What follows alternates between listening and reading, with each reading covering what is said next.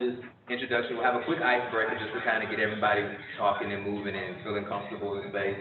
We'll go over the scope of work, and in that you'll kind of understand our ideas of what we're trying to do and what we're expecting to do as we learn more about your community going forward. We'll share with you the timeline, and then we'll have a quick break because we're going to plan to be here till about 7 o'clock, so we've got you for about an hour and a half. And then we'll have some activities that we hope will kind of really brainstorm some of the issues, opportunities, concerns, or things that we've heard so far from some of the community members, and what will help us kind of delve a little bit more into your neighborhood. And then we'll give you next steps, and then we'll have a little time for question and answer. So, introduction. So this is a quick little introduction, it's an icebreaker. We want you to give us your name. Are you a resident, or are you part of an organization or a stakeholder of the community? And then give us an interesting fact about you, beginning with the letter of your name. So I'll go first and give an example. Now ask my colleagues to go. I'm gonna get y'all involved too. And then we'll start with you all. So again, my name is Carter. I'm with APD Urban Planning, and I care about your community. It's really cheesy, I know, but thank you. That's what's going on in my head. So Mr. Wiles, please. Is the first letter of the... First letter of your name, or if you want to use your last name, it's up to you, but use the first letter of your name and give an interesting fact. Okay, Jesse Wiles, and the first letter of my first name is actually O, because my first name is really Odell. The kids gave me such a hard time in school, I stopped using it. But I would say the O would be for just an overall good guy. Hi, everybody. Nice to see familiar faces again. My name is Steve Gonzalez. I'm with APD Urban Planning and Management. And I guess with this letter G, that just represents my lifestyle, which is go, go, go, go, go. That's true. Hi, everyone. My name is Linda Barton. I've lived on San Jose for 3.5 years now. And I would probably use the L to as an adjective, laughter. I love to laugh. I'm always looking for a way to break the ice and have fun. Perfect for the start with. Thank you. Hi, I'm Marcos Gonzalez, and I'm born and raised here in Georgetown, and I have lots of family in San Jose and in surrounding neighborhoods. I think the G maybe for growth. I love growing in my knowledge of everything. I think I don't like standing still, so even being a part of this great group is going to help me grow as an individual, to help grow our community in the way that we would love to grow it. I'm Shorty Valdez, been here all my life in Georgetown, been on the city council for 7 years. I would use my V, victory. I'm Vern Thomas, been in San Jose for about 5 years now, lived here with my family. I'd say Vern, the V, for my first name Vern, because it's not spelled the conventional way. I do not have an E in my name. It's just VRN.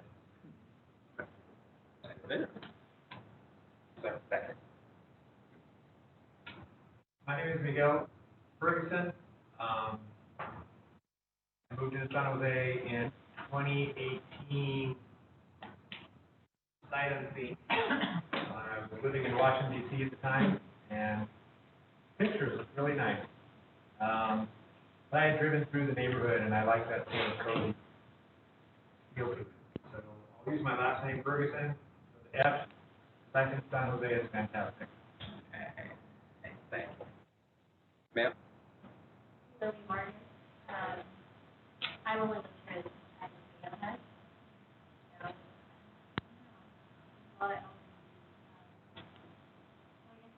For loving from kids, I have 2 girls. Mary Carrizo, born and raised, currently live in San Jose, in what was my grandmother's house. And 6 generations of our family have lived in that house. So my last name, Calixto, I'm very proud of San Jose and the community and the people that are still there and the people that have gone forward.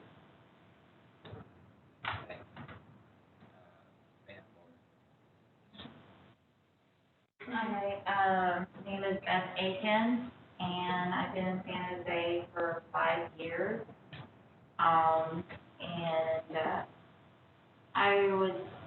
I guess I'll go with B, something that is not known about me, is that was the first house that I bought on my own, because I'm divorced, and I have family of 3 children, so I was proud of myself when I bought that house on my own.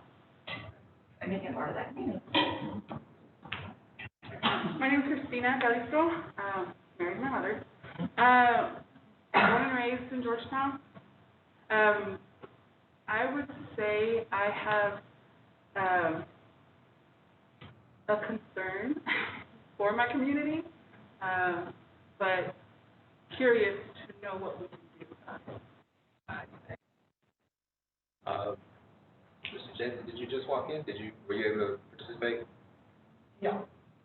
Okay, my name is Jesse Valdez.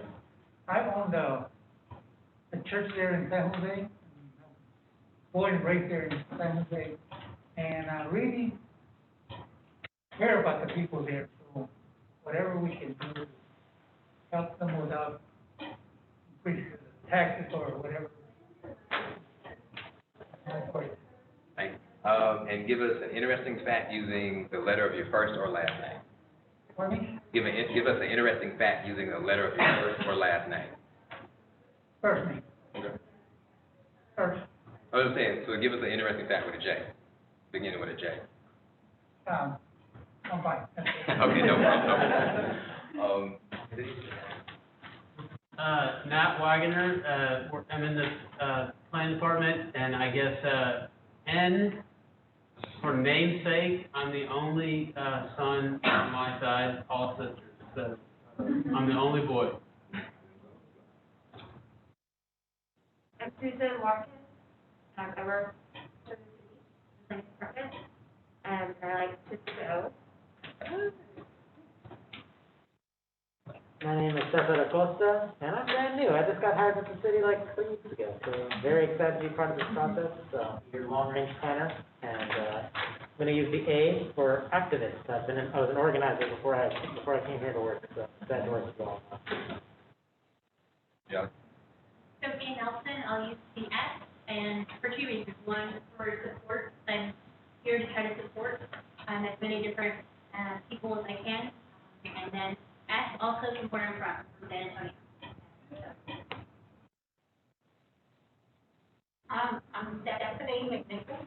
I was born and raised here in Georgetown, and S for, I can be silly. That's true. I am Brittany Bostic. I'm the downtown historic planner for the city, and I have a February birthday, and it happened during the winter storm, so my birthday was really not very fun this year. Agree with that. I do overnight. You and me, we're having a good party. And we have someone just come in, so I would like to give her an opportunity, but I don't.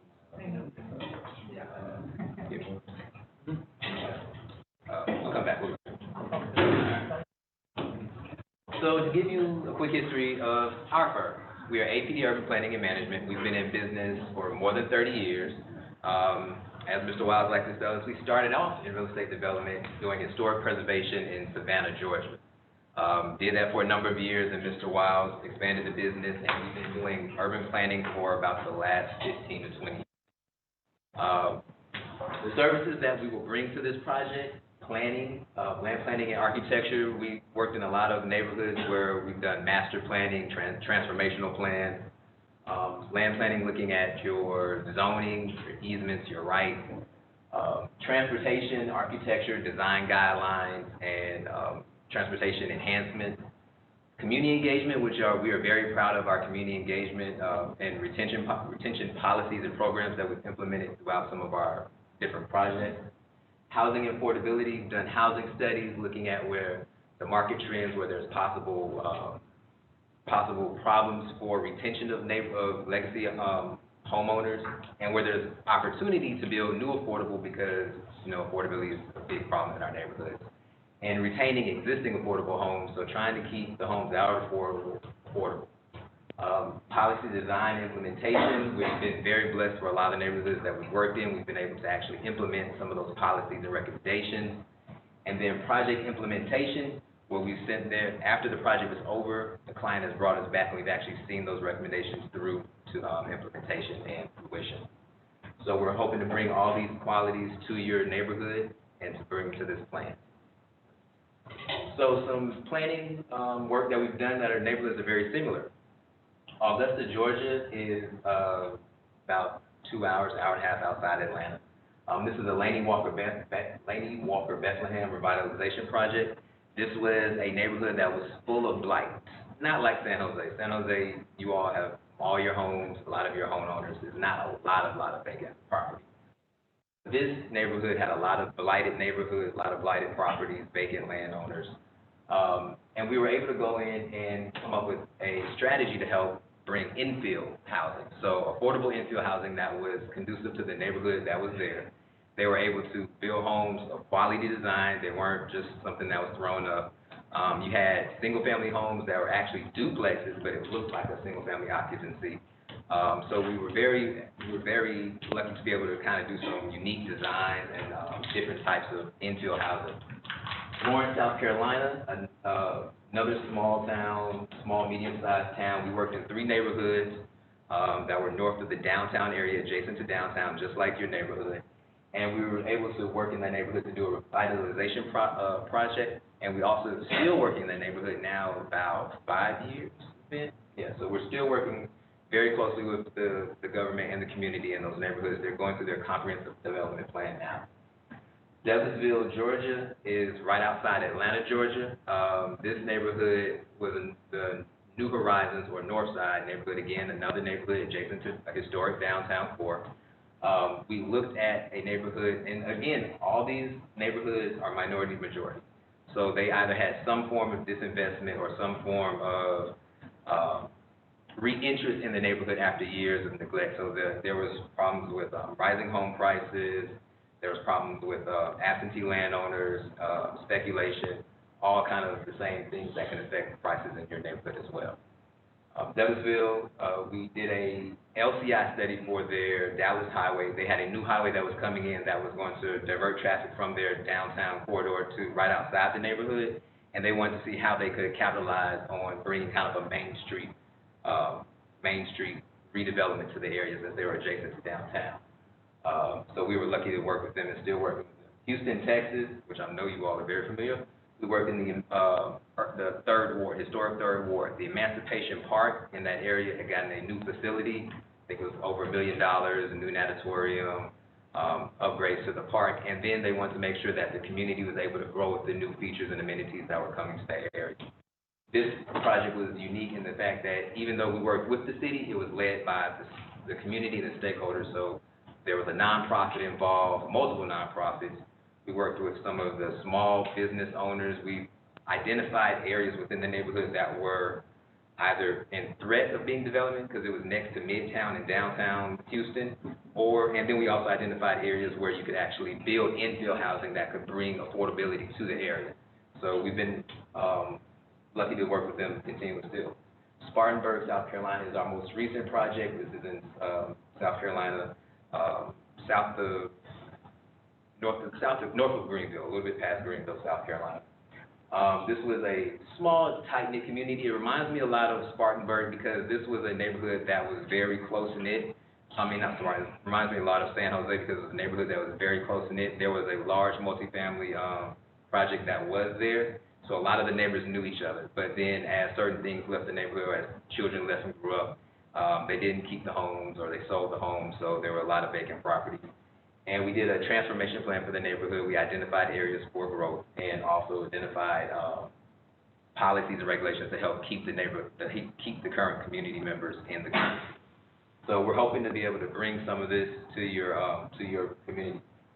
One other project I would like to kind of talk about really quick is in Atlanta, we had a project called with the West Side Future Fund, which is a nonprofit. We worked in 2 urban historic communities that are again adjacent to downtown. And they are also having the same problem of speculators and people coming in buying up vacant land. With this one, we were able to do a policy that was able to bring a tax program. We had a lot of partnership with nonprofits and the city, where it paid the increase on the property taxes for that community for legacy homeowners who had lived there prior to a certain year. So that had a lot of moving parts to it, and it took a lot to get, council on, the city on, and the nonprofits to fund it.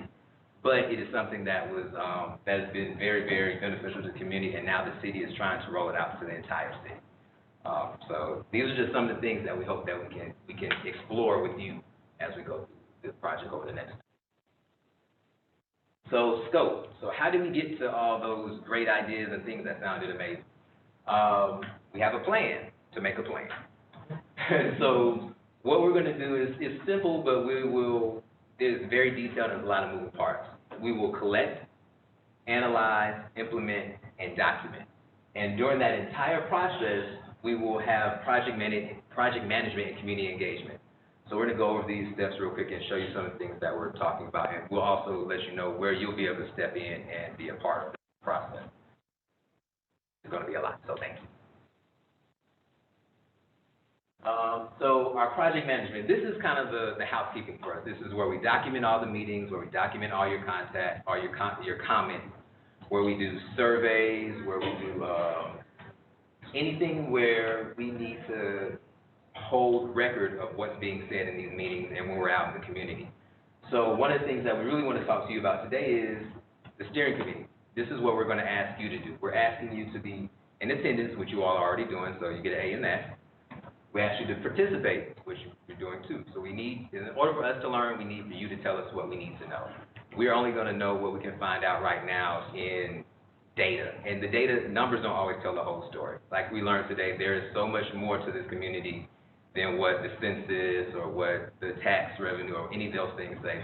There's a lot more, and that's what we need you for.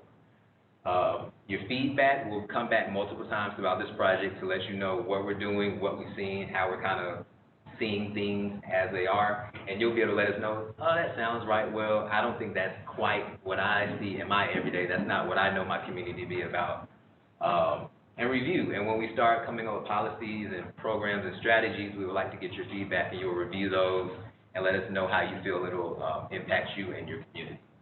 And outreach, it's going to be really important. We've reviewed some plans previously. We know that outreach and getting participation can be an issue. So we will need you all to be the advocates, to be the voice. And we will be there right there with you. We will let you know, you'll have talking points, you'll have documentation, you'll have flyers. But we will need you all to reach out to your neighbors, your family members, your friends, your coworkers, your colleagues, and say, hey, you need to be a part of this process. Because if you're not a part of it, then it's not going to work. So that's something that we would really need you all to kind of just rally the troops and get them to us, and we'll do whatever we can. If we need to do something a different way, if it doesn't need to be email, it needs to be a flyer, if it needs to be us walking the community, then just let us know. But we'll have client conference calls. We talk to them all the time already. They're very responsive. We've been sending emails all times of the night. Bi-monthly steering committees will be meeting with you all, I believe, every month or 2 months. And if it needs to change, then we'll talk about that. And the neighborhood tour, which we conducted today, and we'll probably have to do a little bit more while we're here for the next 2 days. Community engagement, what we were just talking about. Who do we need to talk to? So I know we have you all's contact information, and as we talk today, we'll actually ask you to write down anyone else you think that we need to be reaching out to. So other neighbors, family members, people of historic importance in the neighborhood, someone who has a point of view or a perception that needs to be heard, that may not be a part of the everyday process in your community. Let us know who that person is so we can start that conversation and kind of get things going. Doesn't need to be residents, students, seniors, property owners, developers. Marketing, like I said, how do we get the word out? Does it need to be email? Does it need to be text message? Do we need to do flyers or stop at businesses? Or certain businesses that people in your neighborhood frequent that we could leave drop-offs at? Something like that. Engagement plans. What are the best ways to get feedback? Is it a town hall setting like this? Can it be Zoom? Should it be something that's more engaging, like I don't want to say a party, but party. You're right. Right, you know, something that kind of gets people moving. Does it need to be something that's just a little bit more energetic, maybe? I don't know. I'm just trying to throw something out there. Time and location. Do the times and the locations that we're picking as work, should our meetings be in the community? Maybe we can use a facility that's within the community that'll bring more people out instead of them coming. And continued participation. We're going to be here for the next 9 months. The next 9 months, you'll be getting emails, phone calls. We'll be annoying.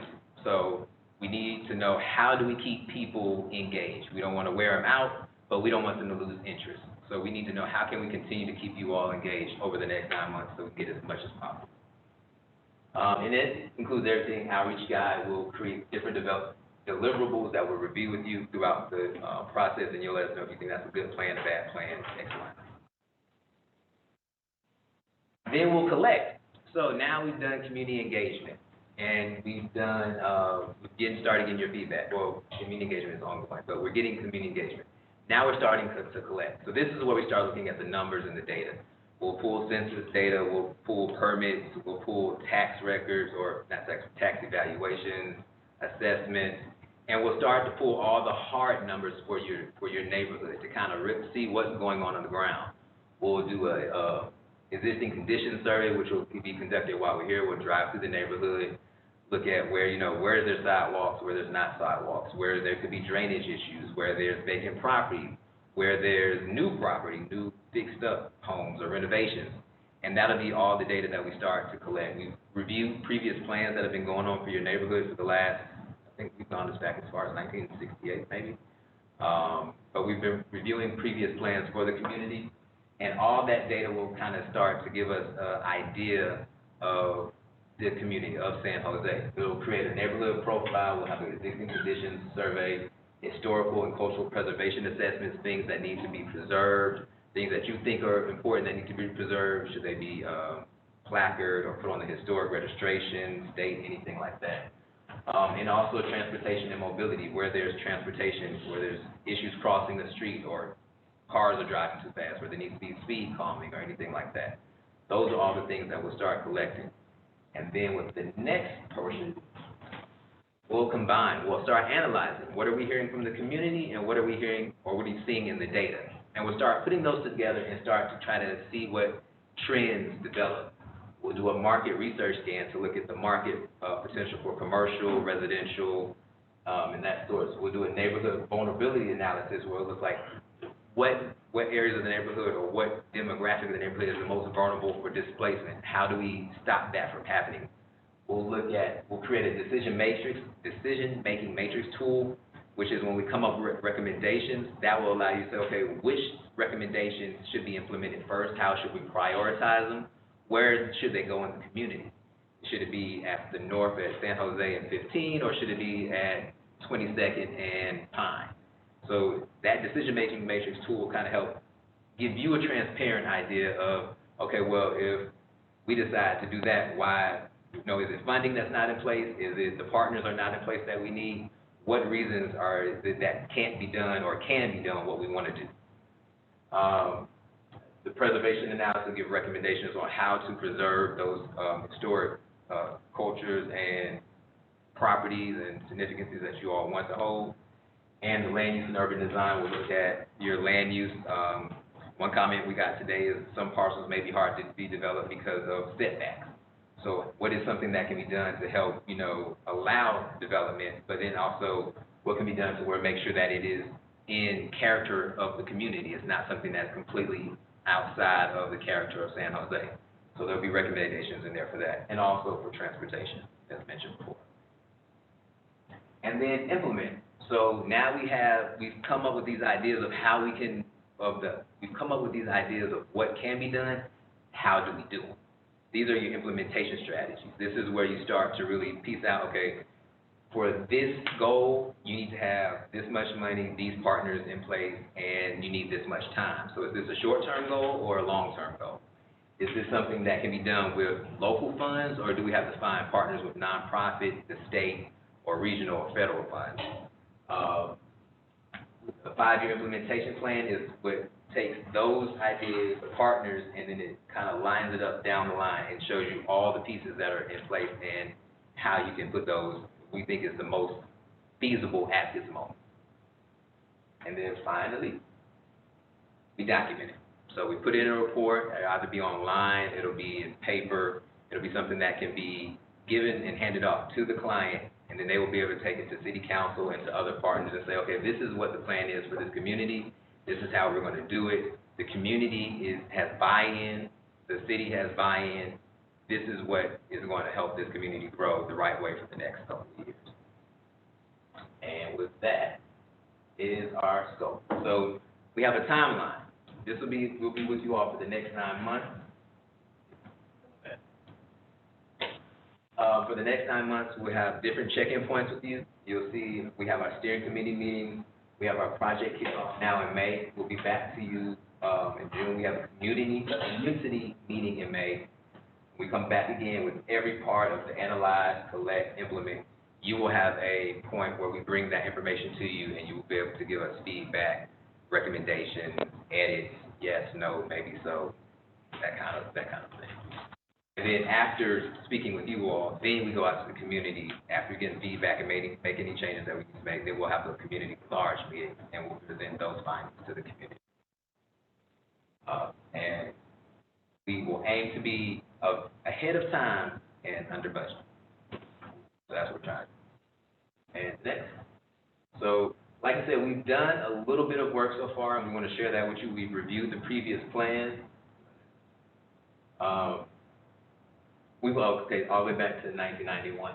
We've reviewed your parks master plan. We heard today there's been some enhancements to San Jose Park, but we also heard there's some things that could be done also. The citizen participation plan, your overall transportation plan, centering Southeast Georgetown, the updated Georgetown Update Plan 2030, the initial survey plan that was done in 2019, and then the Social Vulnerability Index, which was recently completed, we've got a chance to review. And in that one, we realized that San Jose is out of the top 5, one of the communities that are most vulnerable for a natural or a social disaster to happen. So reviewing all these plans, we looked to see what kind of common themes we saw in each one. And the common themes that we heard or that we saw in each of these plans was there's a strong sense of community. That was backed up today. Every person we talked to today mentioned family. They were either a descendant of whoever owned the house previously, or the person next door was their family member, or the person down the street was their family member. Everyone in San Jose has a very strong sense of family and community. There were traffic concerns for speeding through, people coming from one end of the community going to the other, just to pass through, not necessarily living in the community. And the residents enjoy the amenities. They enjoy the parks, they enjoy the school. Your schools are named after people in your community, so you're very proud of your school. And there are concerns about the development. The homes that are coming in are not of the same character. The price points in which they come in are pushing up your taxes. So these are the same concerns that we actually heard all day today. And these have been pointed out in your previous plan. And with that, we're going to take a 10-minute break, if anyone's ready to take a break. And we'll come back and we'll do some activities and get you moving around and do some everything. Did anyone have any questions about the scope, or did anyone have any comments? Yeah, you know what I'm saying? I'll take that as. You mentioned some vulnerability in the park. You mentioned vulnerability in the park? Yeah, or in the area. What is that mean? Like, what does it mean? So now there's a neighborhood vulnerability analysis that we're going to do. That is looking at. Other people may want to know what that question was. Oh, okay, I'm sorry. Other people may want to know what. I'm sorry. So we had one question. I just want to make sure everyone. We had a question about what is the neighborhood vulnerability analysis, correct? So that is looking at what portions or people in the community could be vulnerable for displacement or parts of the community could be vulnerable for overdevelopment. So looking at the analysis, looking at how the community is growing, where certain areas could be at risk, and how to possibly, I don't want to say contradict that, but how to possibly manage the risk. So that's what the vulnerability is. The neighborhood vulnerability analysis will help us do.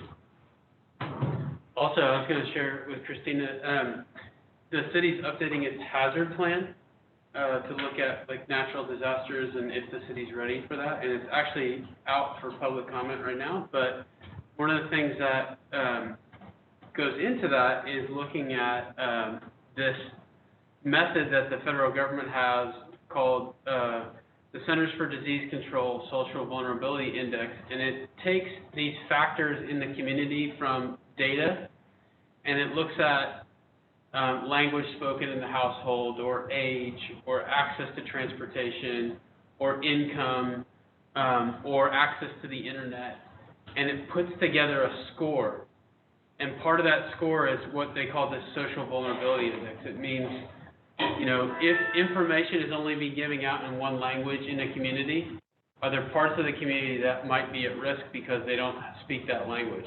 Or if access to the internet is how a lot of people get information from the community, but a part of the community doesn't have that access to the internet, then that means they might be at risk.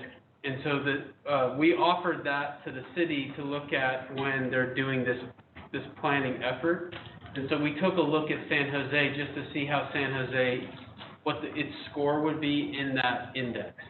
And so we provided that to APD just as a starting place to say, hey, this is how many folks in San Jose have English as the primary language in the house, or this is what the age of the residents living in San Jose. And if you add those up, it gives a score compared to the rest of Georgetown. And so we wanted to just be aware of those things as we move forward for two reasons. One, because of this plan, but also because the city is working on its hazard planning. And we wanted to make sure that we use that information as we work on different things for San Jose, or as the city as a whole works on its hazard plan. So, to clarify, so you're saying that social vulnerability index in our neighborhood only took in those two factors, is the primary factor? No, there's actually, there's like a weighted list of 20 factors, and it ranks. But because of those two, that will have such a significant impact. Yes, all of those weighted factors together put San Jose 17 of 22.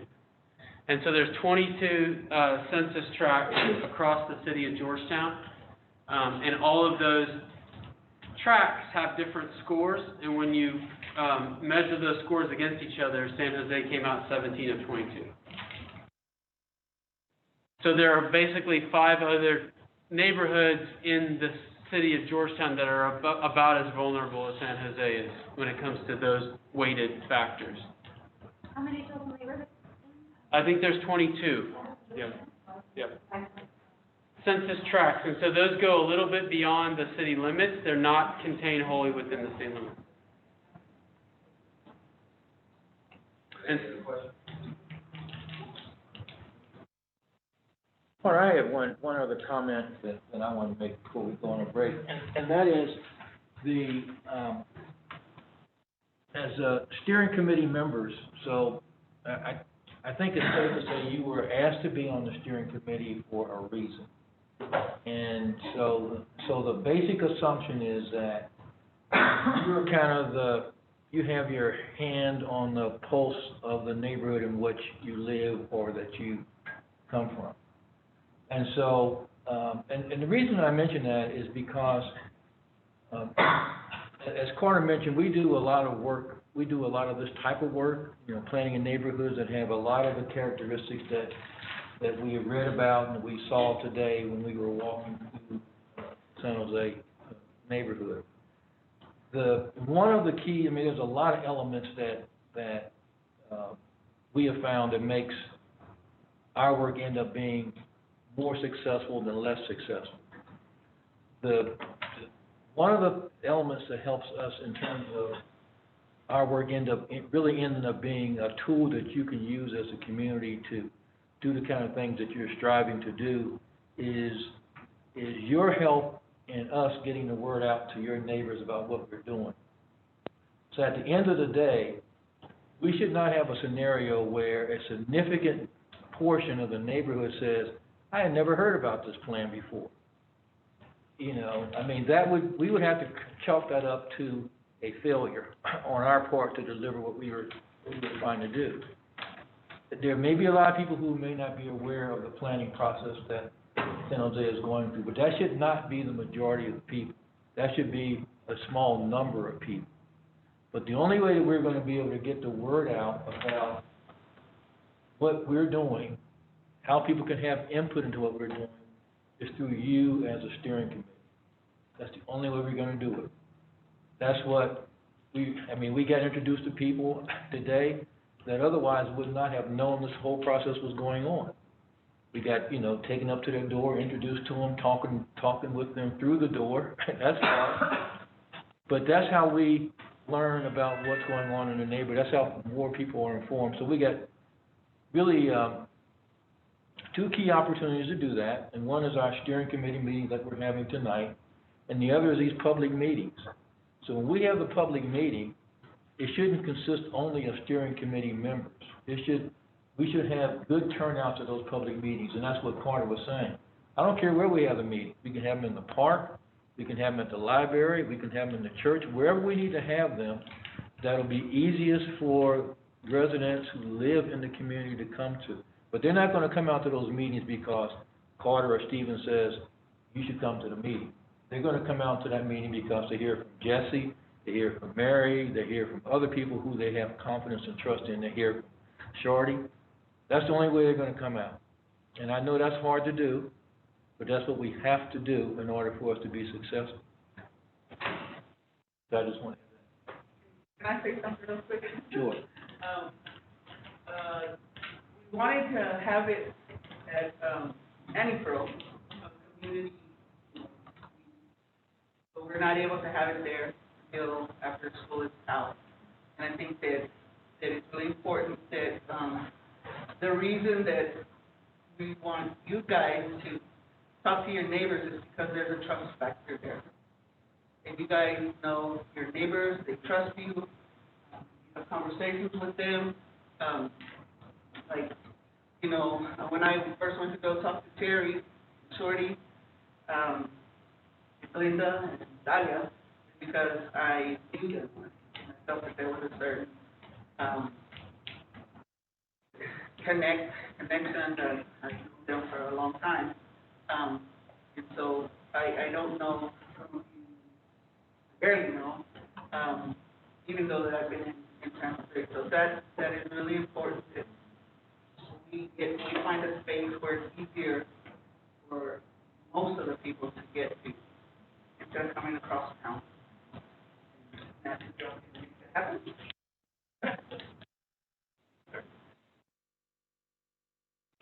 So if you want to grab water or anything, our next set of activities will ask you to use your phone. If you can't use your phone, we have some handouts to give you if you want to write them. But we're doing some questions just to ask you a few questions about San. Yeah, is everyone good, or you want to take a little break, use the restroom, and take it back?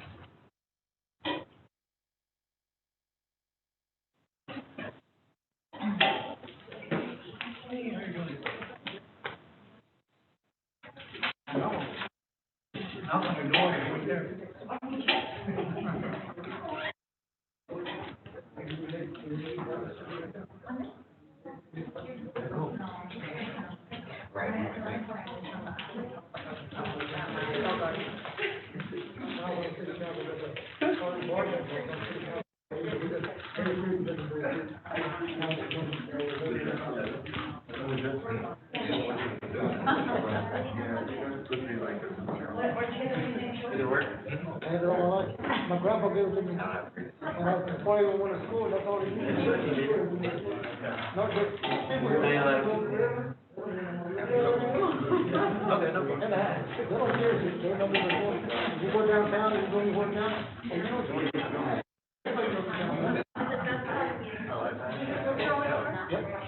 No way.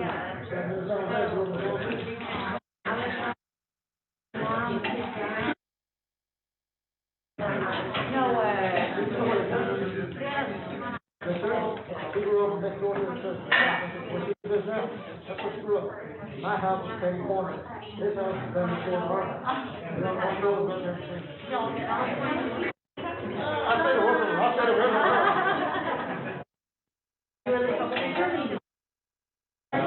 Yeah, working on it. Working on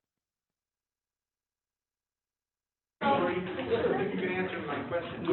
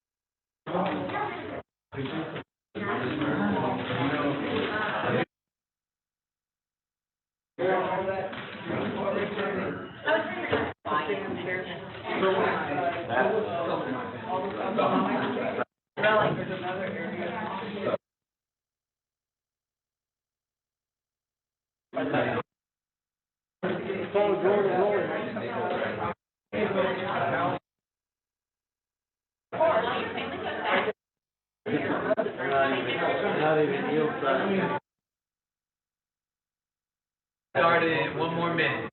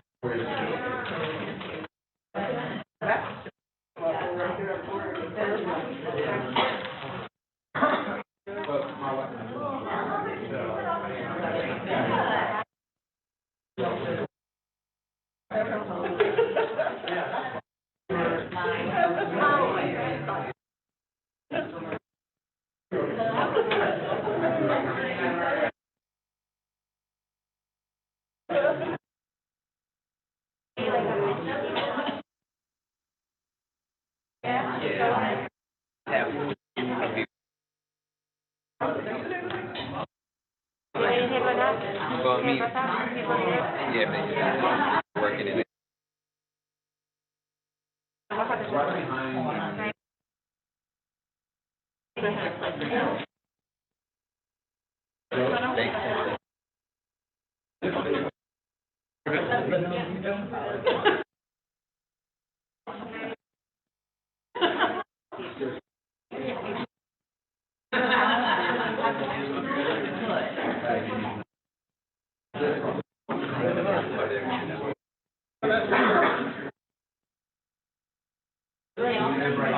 Alrighty.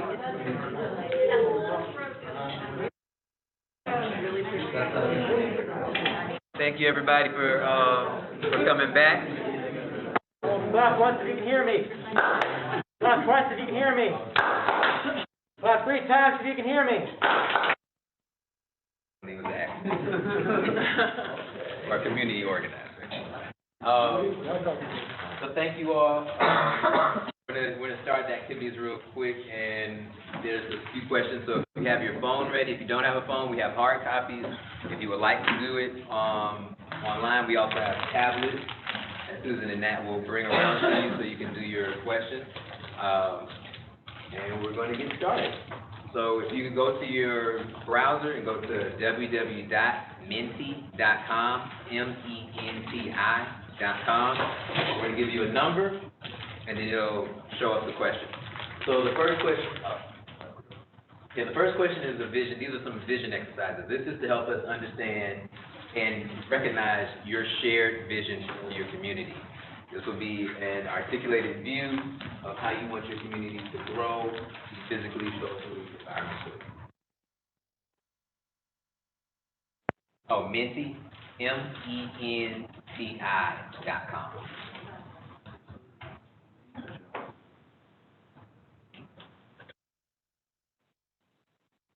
Yep, the address is right up there at the top. Mm-hmm. And then when you go to it, ask for a number, and you'll put in 617-91967.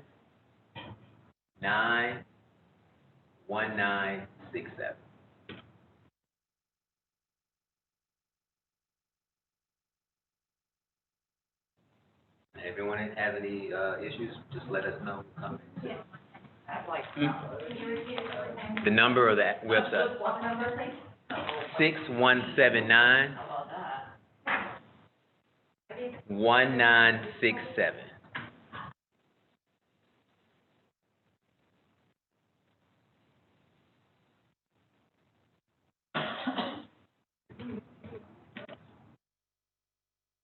If everyone's ready, the first question we have is, what are your goals and expectations for this project? planners, we have an idea of what a plan should be and some of the recommendations that should come from it. But we want to know, what are your goals and expectations to come out of this project? What do you want to see happen? And then just type in your answer, and then hit submit, and hopefully we'll see some fancy stuff happen.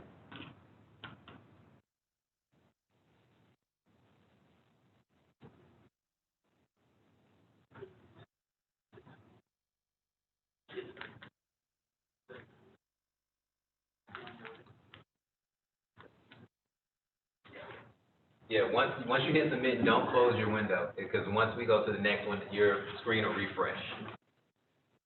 So we have one, to have a collective vision for San Jose, tangible goals to reach that vision.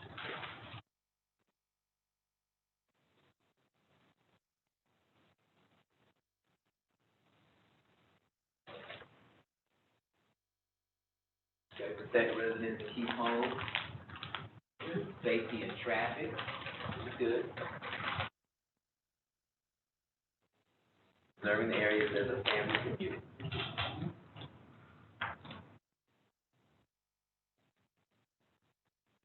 We'll do about 3 minutes, 3 to 5 minutes on each one, give you time.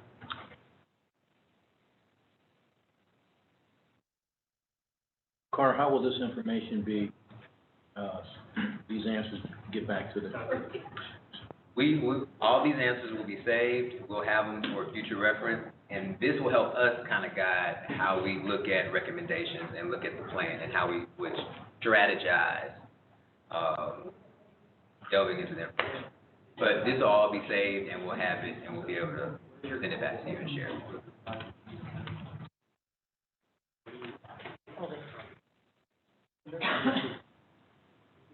Good.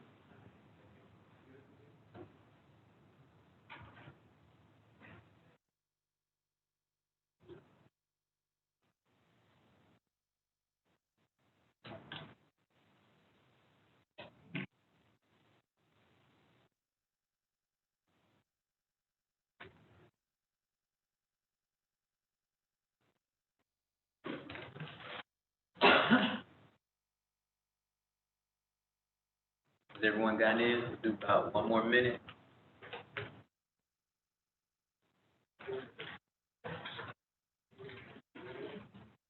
Don't close your browser. We're going to go to the next question. Show the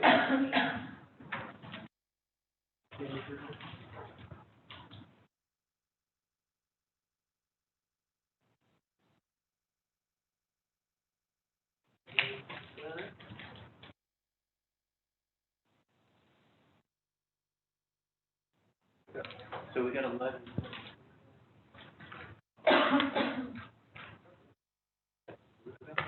Everybody get a chance to put their thoughts in? Maybe Miguel still working on yours?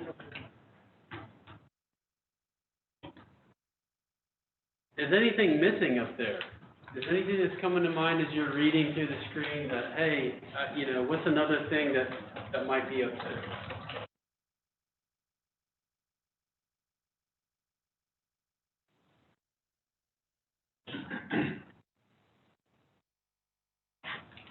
We got 12, it's not showing all of this. We got 12. We got everybody. Did everyone get a chance to submit?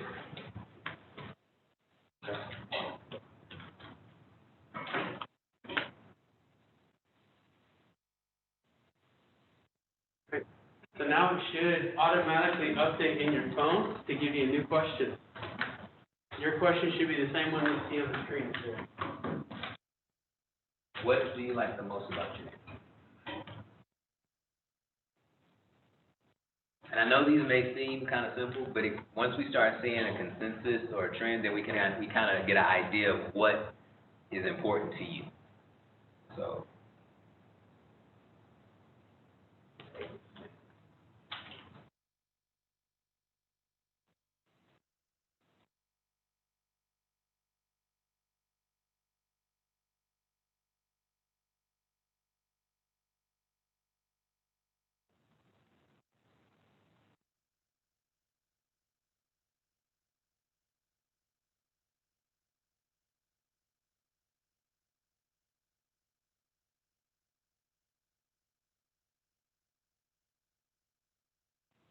See a lot of typers like me, the one finger method, that's just how I do it.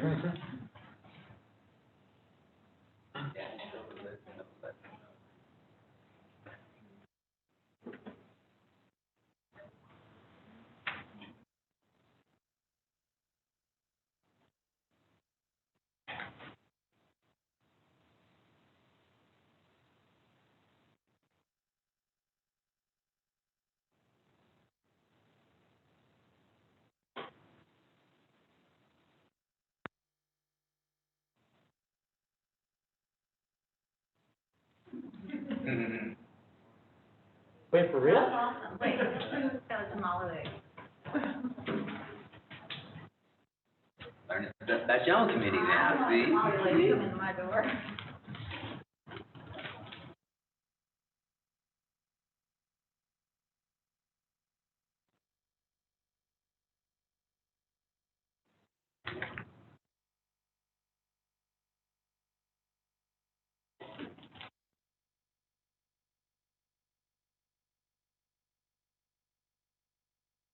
That's not just like near Christmas time, right? How do I get in on the tamale action? Don't worry. Okay, all right. Does anybody have something that's not on the screen, you know, that don't feel like you're constrained to one answer? Is there anything that's missing up there? I feel like I'm done. Oh. Sorry. Does anybody want to share what they wrote? Pretty much all said the same thing. Growing up in the neighborhood, I mean, it was safe. I was able to go down to the park by myself or with my siblings. I think each neighbor looked out for each other. I think that's what we liked the most about it. We look out for each other. Anybody else want to expand on their love about you? I put there like roots and stuff. Not only the history that's, like, I love the history that's there, the folks that are there, but also what that neighborhood has produced. So I went to school with a lot of kids of the original owners and stuff like that. So seeing where that has sprouted out is pretty awesome, saying, hey, this is where everybody came from type of deal. There's still that strong sense of roots and family and history that you can tie it back to. And a lot of folks still, like kids live in Georgetown and stuff, they just don't live in that neighborhood. So it's cool to see where they came from, what they've done, and what they're still doing.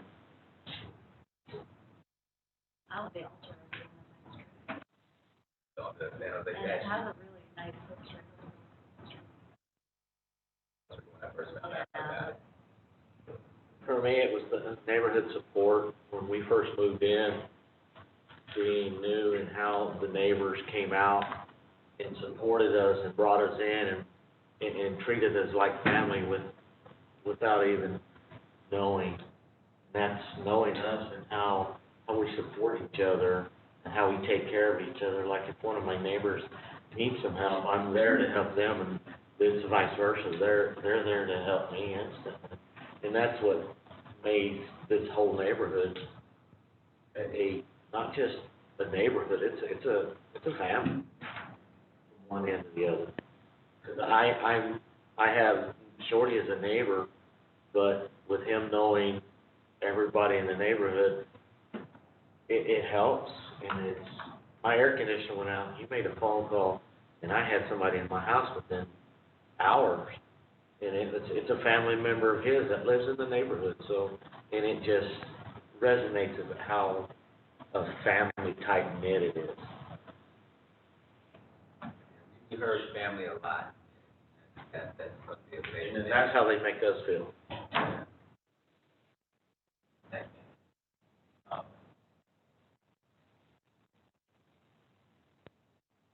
So your screen should refresh again, and now you should get a new question. Like the least.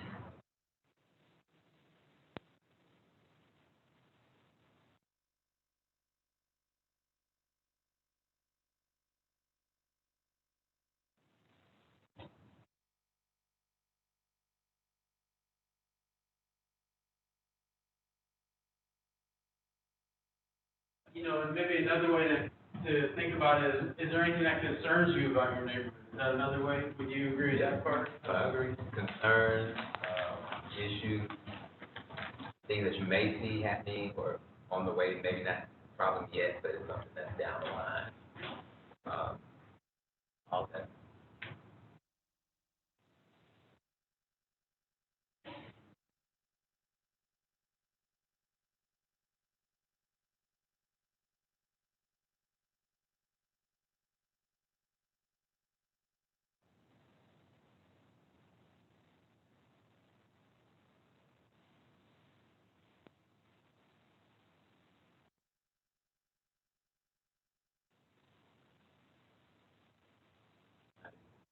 Parking taxes.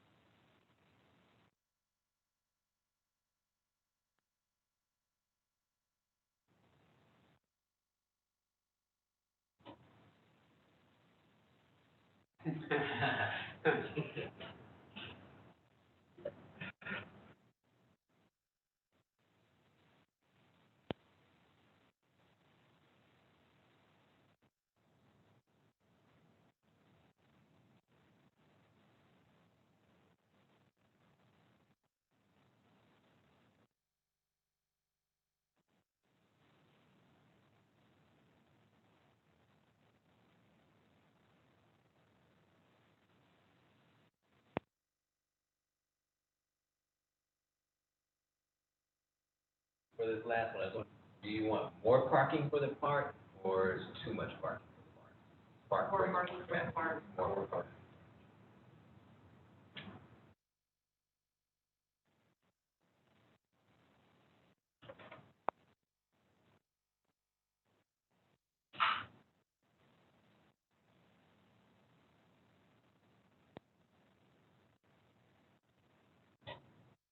Okay.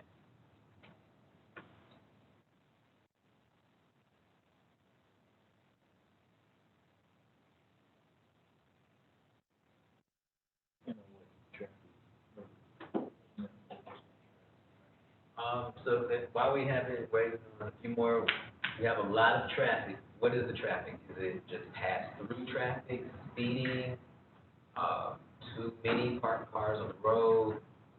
Give us some of your Definitely speeding on Maple Street. speeding on Maple. Yeah, I've noticed a lot of cars, using it as to drag race or something, but I've noticed that, down Maple Street. On San Jose Street itself, there's two stop signs there, and they're not even like yield signs. There's hardly any stopping. I have two little kids, and it's hard to even let them play outside because we worry about just ant coming through. On one side of the street, it is a no parking zone on one side. So if somebody parks on the side that there is, at times, there will be people parking on the other side of the street that's a no parking zone. And if there's two cars there, it is a hazard, because I can see not even a fire truck that could get by. Okay. The The streets are really narrow. So, I worry about if somebody needs emergency care. And then, like I said, the traffic signs, or the stop signs are just something that's not even observed. Any other concerns around traffic? The through traffic, that's Speeding through the neighborhood.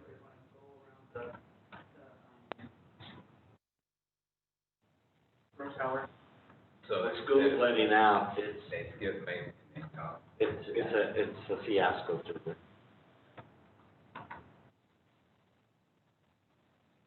Are we missing anyone's comment?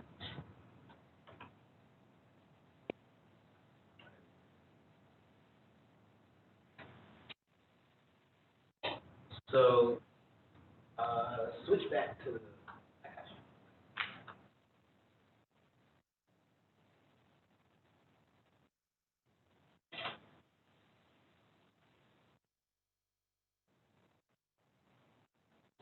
first, we're gonna do a SWOT analysis.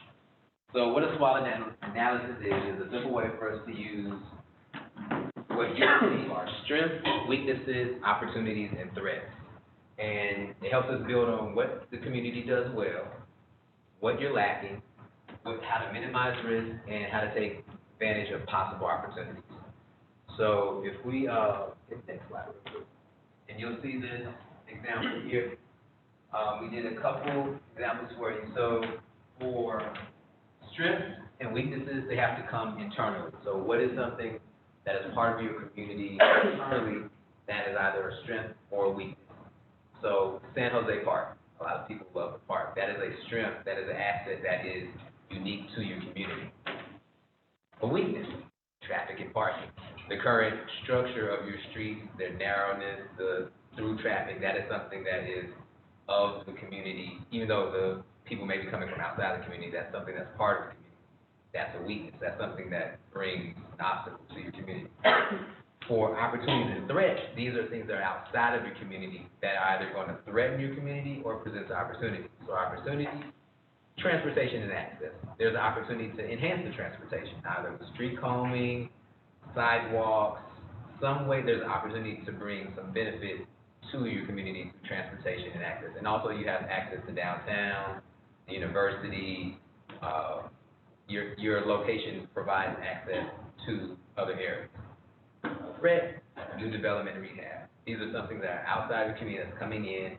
New development threatens your, it's issues with property taxes. Rehabs are issues that are not, some of them are not conducive to the character of your community. So that can be looked at as a threat.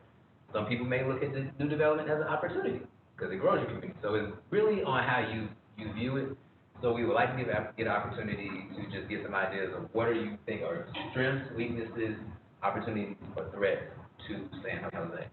And I can write some up here. I also have sticky notes if you want to write some down and stick them in places. But if you all just want to talk, and we can write them down as we go. What do you believe are some strengths for San Jose? Park. Yeah.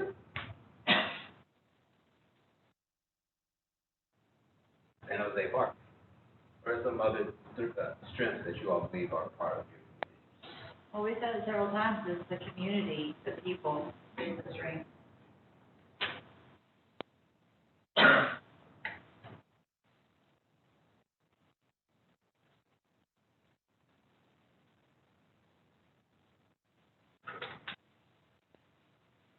And then if you have something that can go on one or the other, go ahead. We don't have to stay on just one topic, but if you can think of strengths for your community.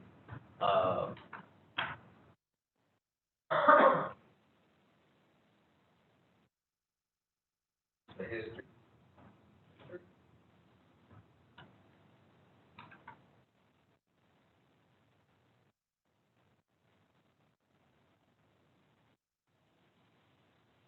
Culture. History, culture. Yeah. Because culture can be in the moment. History,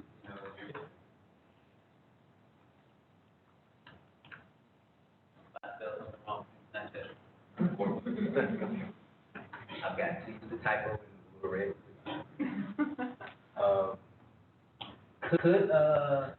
Could a strength, and this is kind of probably on maybe a tipping point, because I know it's a threat also, but affordability compared to the rest of Georgetown, is San Jose still affordable? Yeah, I agree with that. Okay. So that, when we talk about new development, that would be, I think affordability would be more of a threat to the neighborhood.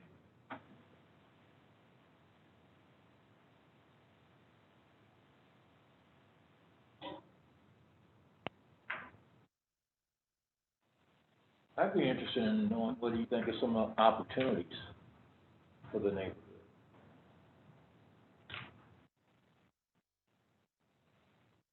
I was just gonna say on the affordability part, we just got our tax thing, and we refinanced our house recently. The tax thing was higher than what the bank thought our house was worth. We went up $50,000 in 1 year. Same here. $150,000. I just refied my house, the taxes were higher. So, And they have us, for me, they have us categorized as Old Town, Georgetown, and we're not in Old Town, Georgetown, San Jose is not. So if you look at your, yeah, it's, they're saying where Old Town, Georgetown is, or San Jose is a part of Old Town, Georgetown. When you look on your map, on the map, it actually goes where the railroad is to 15th and then goes across. It doesn't include San Jose, but they're assessing us as that. And how you can actually tell also is, you know, they have the street signs that say Old Town, Georgetown. Our area is not considered it. But they're taxing us and putting us in that bracket. And that's where I see how, part of why our taxes are going up also. So I think there's an opportunity for education.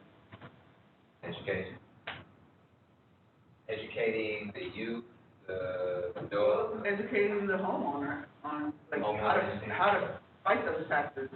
How to- Absolutely.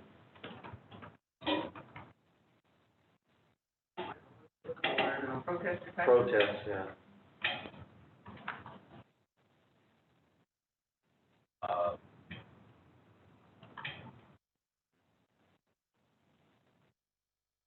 I heard at the community meeting that we had before all this, about there's programs that will help houses that need siding and stuff like that. Homeowner rehab. Exactly, but that worries me if we go and reach out to the people that need that and they're willing to accept it, how that's gonna raise their taxes even more. Improvements on the property. Yeah, that, I see it, if we're gonna help them to do improvements, to have the opportunity to make the community better and upgrades basically. Exactly, it's an opportunity, but it's a threat at the same time for them. I want to help them fix their homes so they can not have a hole in their siding. When help them get these programs, what is it gonna do to them? That could be both, opportunity and that. And that might be why they're afraid to ask for help. I know it is, because I've spoken to a couple, and they say, I don't want to upgrade because the taxes are already going up as it is. So opportunity, not only the homeowner rehab, but, a policy, It doesn't have to be that complicated yet. okay. Yeah, it's a opportunity. I assume there's some type of homeowner rehab program that exists that people could tap into. Right. That's the opportunity. The threat is that if they do it, it would increase the taxes. Improvement if a homeowner is making. Right.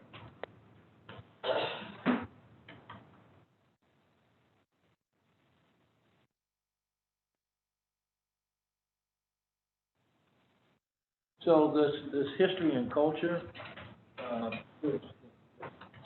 how is that a opportunity? Is it an opportunity to build off of that?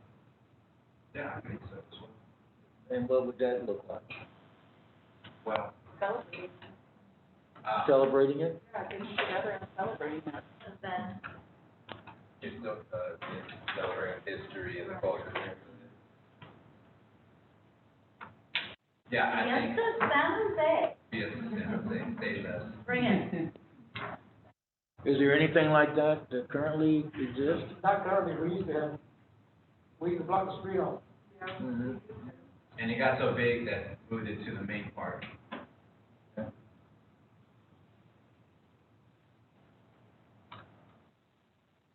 So you can just write there, opportunity for yes or no. You gotta spell it first. What's the cool thing?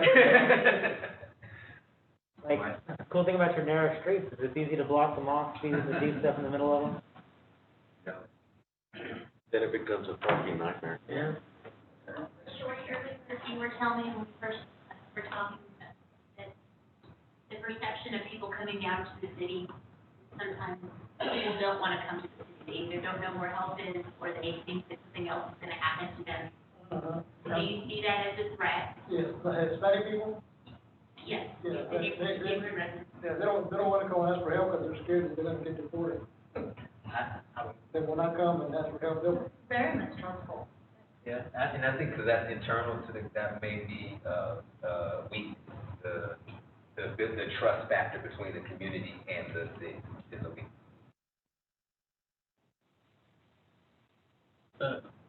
When we were walking on, Maple, and then when we started off on San Jose, we were looking at some of the drainage. You guys thought that maybe there's an opportunity to address it, or maybe there's a threat of stormwater that. There's definitely a threat for stormwater, on the backside of 22nd Street and Pine. They did open up, more, like drainage holes, but I feel that because, it does get blocked up, through like debris and stuff, that the water like backs up into the homes that are, along 22nd Street. The 10, 15 years when there was a flood, those are definitely threats. Sorry, 22nd, San Jose. 22nd Street and, surrounding Pine Street. Just a lot of drainage that, like along the railroad track, that, is supposed to be diverted through the, San Jose, a little pipe that goes to San Jose, and then it is, out there on Maple Street. But then you have another pipe from, 15th Street, that drainage is coming from the university. And so it goes into a Y, it can drain to either side of Maple Street. And so the one that's draining on the side of Maple Street where it's gonna end up back there, right there by my house. And, so that water, if it's not, that waterway right there is backed up, well, it's gonna start backing up. I feel like it should be excavated deeper. I feel like that would be the, I don't know, solution to it. So how do you view I understand the railroad track is at the very least inactive, if not abandoned, but, so how do you view that? Is that a strength, weakness? I think it's an opportunity. There is so much you can do that make it a point of, where people want to come and see, use the railroad track to build something that talks about history. That exceeds something like that, is, urban garden, it could be a wildflower garden, it could be so many different things. It doesn't have to be just an abandoned railroad track, people dump their trash. It doesn't have to go away. Texas Creststone, but they go all the way to university, once probably about once a year or every other year. They have one or two cars. They'll go all the way to university and then they'll go back to Texas. And the reason that they do that, I don't know. I guess it's just to see if it's still working. Or I'm not sure what is the purpose for the city or if it's Creststone, because, they're the ones that those, the cars on the track. So maybe that's the reason that they haven't, used it as an opportunity. But, that's, it's an opportunity.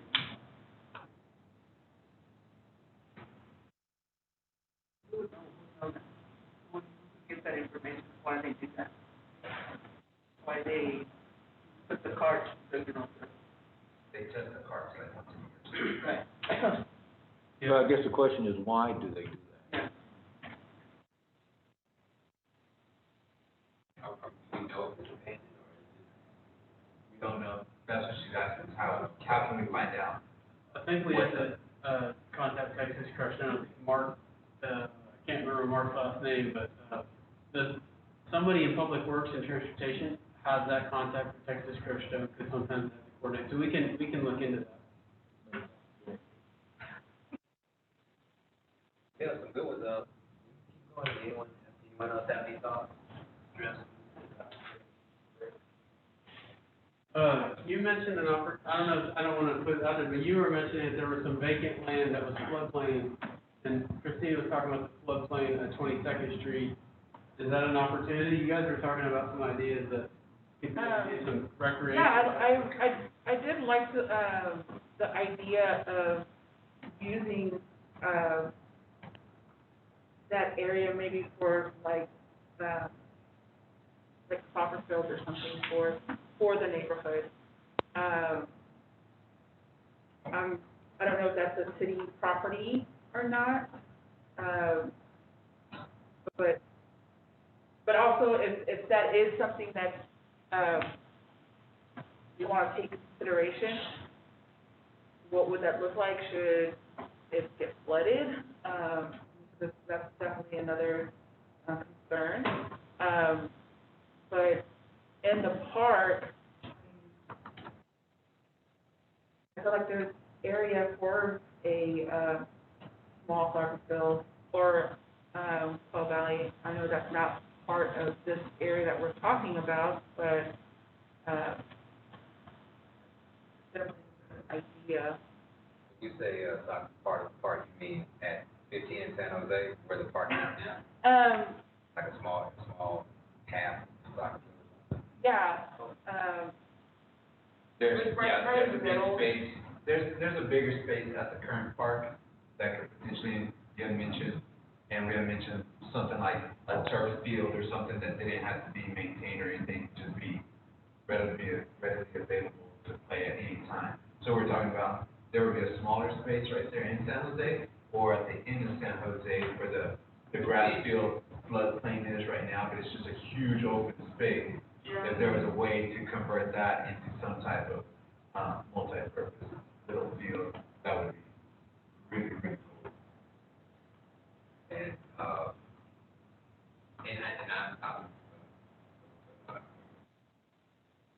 I'm thinking about that, thinking about the railroad, and then thinking about, because it is a floodplain, I know in Georgia, they have a lot of strict rules on developing, but since it is open space, if you wanted something connecting from San Jose down there, maybe have a retention pond that can be used by trails, walking, and if there's opportunities, maybe some space to, have play or something like that. But I mean, there's opportunity there, so just thinking about that, because I know a lot of times when you have wetlands, there's not much you can do, but sometimes there's ways to satisfy, regulations, but then still beautify it, make it as amenity to, just thinking about it.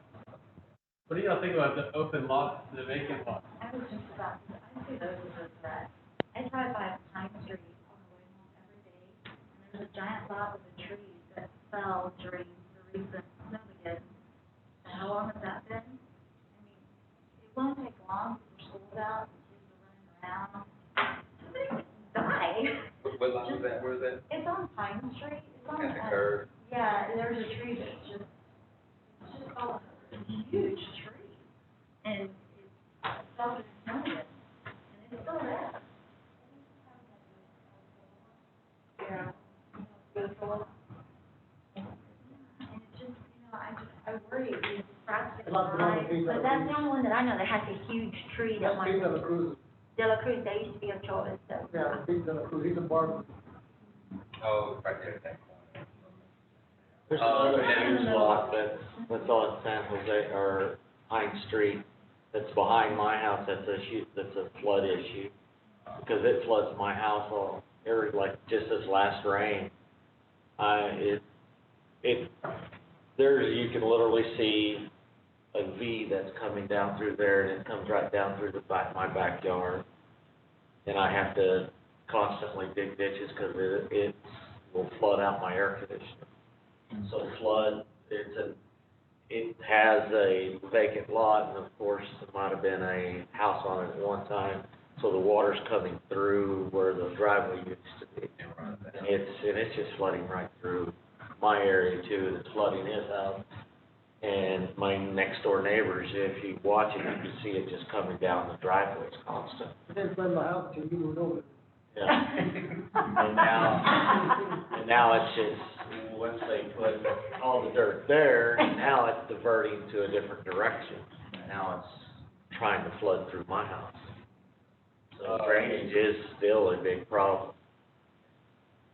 Do you all see those vacant lots? Are there any opportunities for the vacant lots in the neighborhood? Yeah. Yep.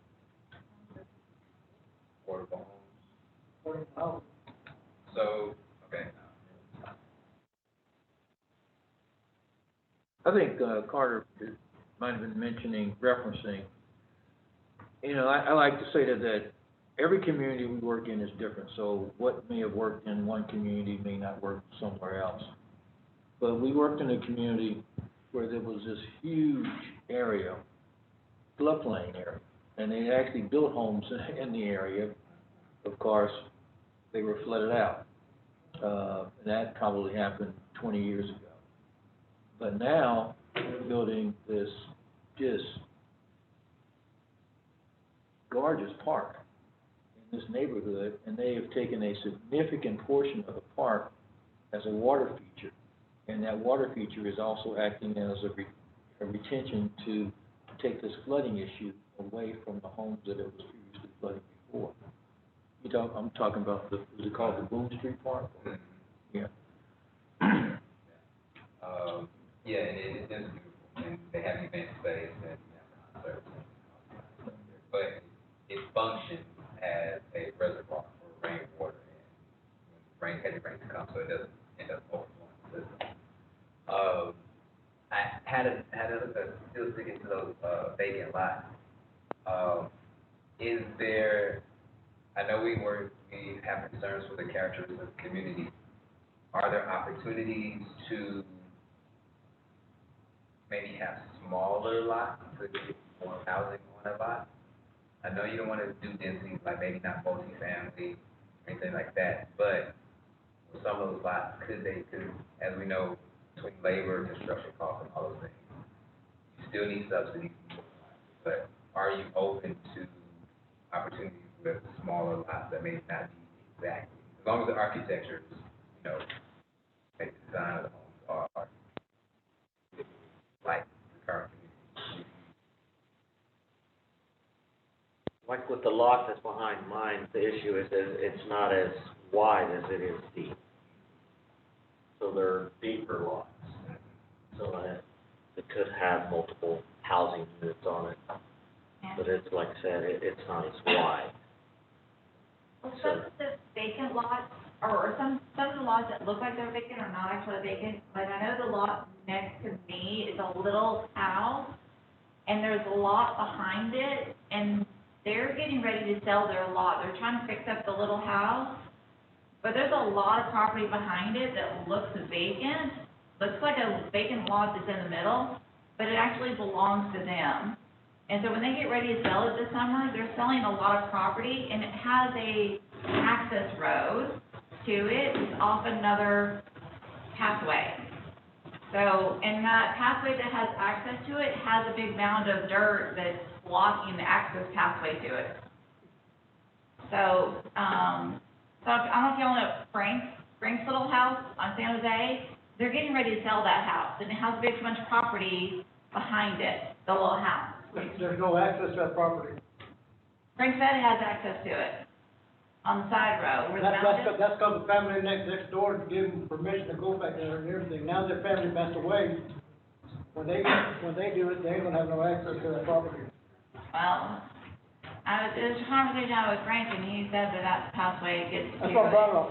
What? That's my brother-in-law. Frank is? Yeah. Okay, well, Frank's getting ready to sell that this summer. I know, and he got, I don't know what you're gonna do if somebody's gonna get a bad rep. Gonna be But I'm just saying that, like, I don't know if all the vacant lots might actually own something, I'm just saying that there's, like, all that property All that belongs. property used to be, they're part of the family, those part of families, but they're all gone now. Other people have bought that property. Because behind my property is really good, confusing, because there's like Franco's narrow long back, but then there's that vacant lot right behind. Yeah, that used to belong to his uncle, he's gone. Well, that's something we'll have to tackle, figure out how to address these vacant lots. That'll be something that we pay attention to. I think we got some great input, some amazing opportunities that you all have pointed out. I think that's really, really good. And we know what our strengths are, it's the people. That's the strength of the community. And when we don't have too many weaknesses, there's something that I think that can be addressed, that's addressable. So I think this is a really good exercise, and we'll make sure we get this information typed up and get that out. One thing I would add, Carter, before we move on, a lot of the community that we met today are aging, kind of what we call aging in place. That seems to me to be a bit of a threat, because when they move on, you know, what's going to happen to the property? We don't have an answer to that, but we might want to consider that, because so much of what I hear being said today is built around the history and culture of the neighborhood. But you have an aging population, and when that population leaves, you know, so then what? What were some of the, how did y'all like work around those? Did y'all have that in your previous projects? Yeah, a number of them, almost all of them. So what were some of y'all's solutions to that? Well, the solution it's just been a variety of solutions, but the one that I remember, and Stephen and Carter wouldn't even be aware of this, but we did a project in Savannah's Victorian district. I don't know if anyone of you have been to Savannah or not, but they have a large district that's on the National Register where the character of that district is Victorian, but it was a very aging population. And so we had a community in there called Dixon Park, and one of the things that happened in Dixon Park was that as new people were being introduced to the community, considering buying the community, Dixon Park had a strong neighborhood association called the Dixon Park Neighborhood Association. And they would invite these families to their meeting, to their community meeting, as a way to introduce them to the history and culture of Dixon Park. So they, basically what they were saying is there's nothing that we can do about the fact that the population is aging. There's nothing that we can do about the fact that these people are passing on, but we can introduce new people coming into the neighborhood to our neighborhood association as a way of reinforcing how we see our neighborhood. And it was very successful. That's probably the best example, and we've used a number of strategies, but that was probably one of the best examples that I can remember of how an aging population kind of transitioned with new blood, so to speak, coming into the neighborhood. This was primarily African American. Is there an opportunity to help some of these people that are aging, to write wills and help them through that process so that these homes don't end up as probate for years? Yes, there is. So we actually manage this project out of our office. There's a lot that goes into what I'm going to say, so I'm not even going to, I couldn't give it justice. It's a whole nother presentation in and of itself. But we manage a program out of our office that evolved out of a process just like you're going through here. It started out as a neighborhood plan, then it evolved into a separate strategy that was about a deeper dive into community retention, keeping families in the neighborhood. One of the issues was just what you mentioned, this whole clouded title issue. Couldn't pass, good marketable title on from one member of the family to another member of the family. And one of our clients that Carter mentioned earlier, called the Westside Future Fund, they went out and identified wealthy donors who set up a fund. Part of that fund was used to set aside monies to help people clear up title.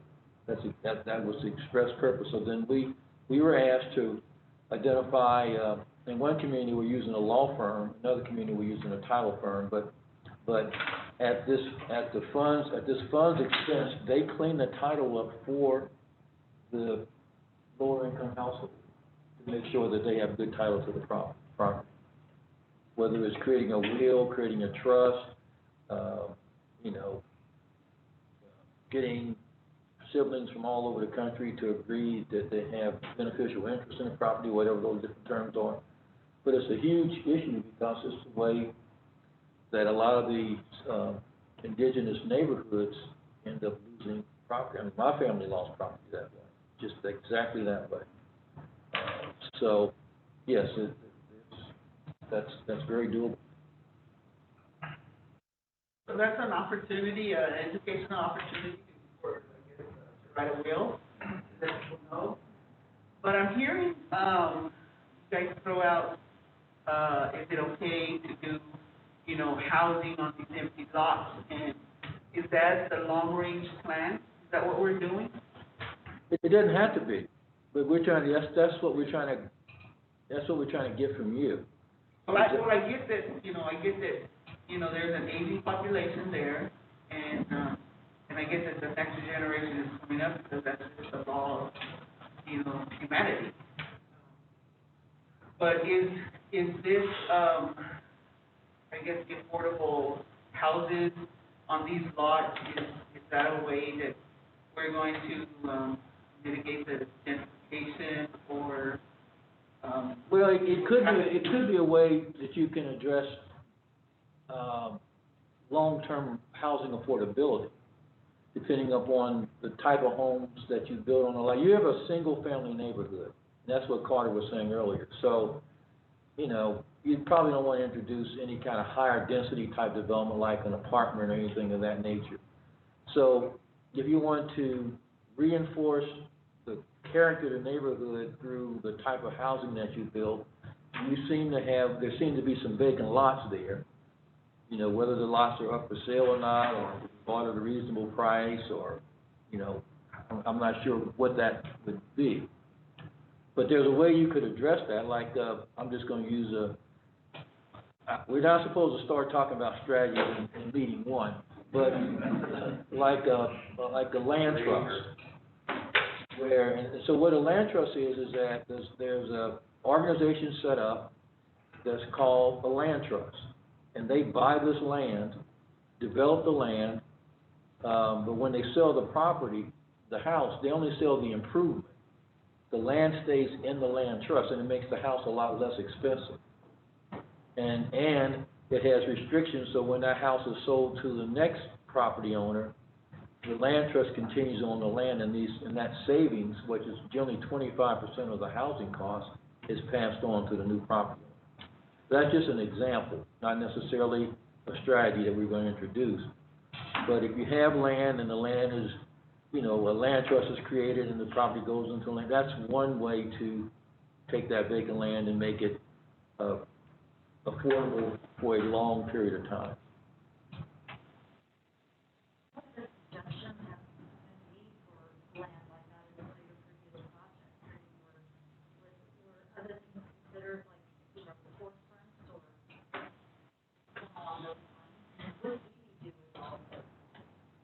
Well, storefronts, you know, anything like that,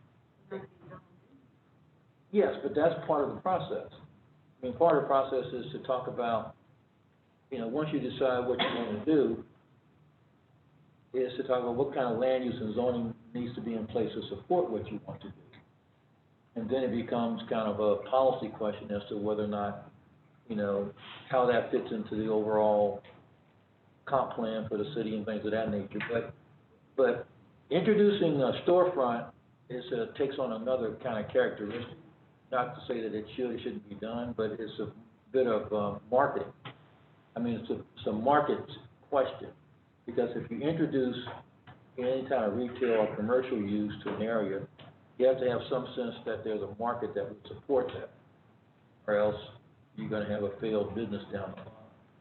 And we see that a lot, that folks ask for different things in their community, and there's really no market to support it.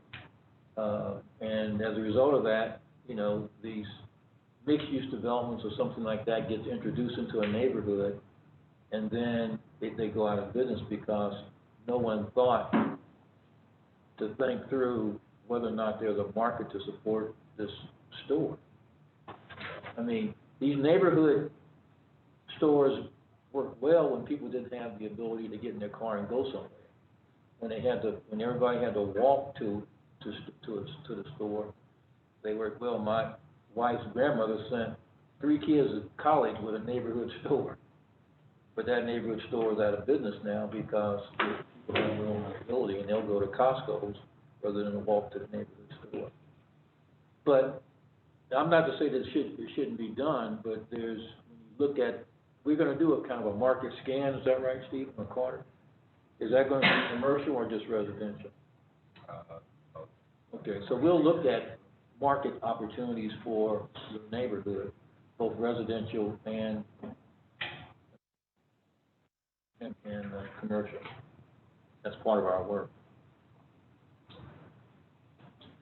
So, Shorty, you know, I'm gonna get a whooping when I go back to the office now, because I done took over the meeting, right? Okay, you're doing good, keep up, man. And they say don't take over the meeting, just sit there and have to bump on the law. Great information that you all been sharing, you know, so we thank It's you. over. If there's not any more comments or opportunities or anything that you're thinking, we'll go to the next exercise. Outreach methods. So, as we spoke to earlier for our community engagement, outreach is how we're getting the word out. How we're getting people to inform people that this process is going on. When the San Jose initial study was done in 2019, that study stated that the best way to contact the community was 96% said they wanted to be contacted. Of those, 41% preferred to be contacted via phone or text. Email was the second. So this next set of questions is to understand how you all best believe outreach should be done. What metrics should be used to say this outreach was successful? Is it the number of people contacted? Is it the number of people who responded? How do we know that our outreach was successful, and what type of outreach do you think is best suited for your community?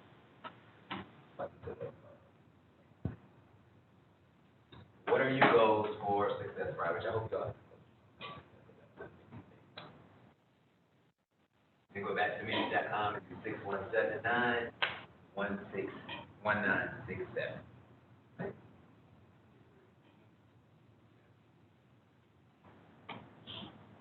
Anyone need this?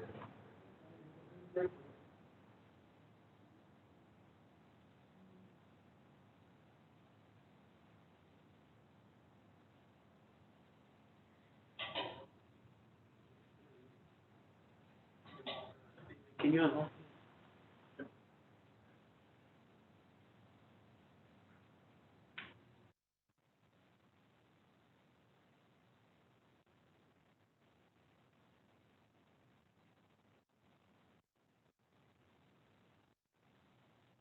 In other words, how do you know you achieved our goal with your neighbors? You know, like, what is it that, at the end of the day, you feel like, after this plan is over, that we succeeded in getting the word out?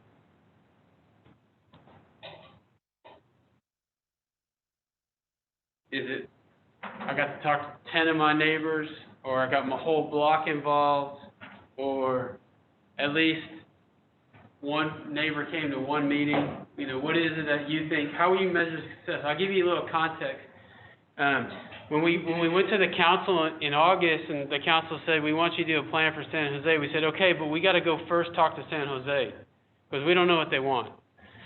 So we did this survey door to door. We walked the block with Mary, and we handed out flyers in English and Spanish, and we got about 25 back.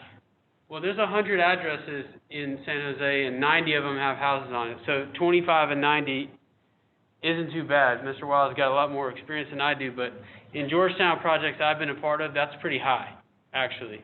25% is good feedback. But the council was concerned. They said, How do we know this is actually what San Jose wants? You know, in their mind, their question was, is 25 of 100 good? And what we were talking about today as a group was the next time we go back to the council, they're going to want to know what success is. And if we can tell them this is what the steering committee told us is success, they'll feel more comfortable about that. So it's how do you want to measure success in talking to your neighbors about this project is really what this question's about.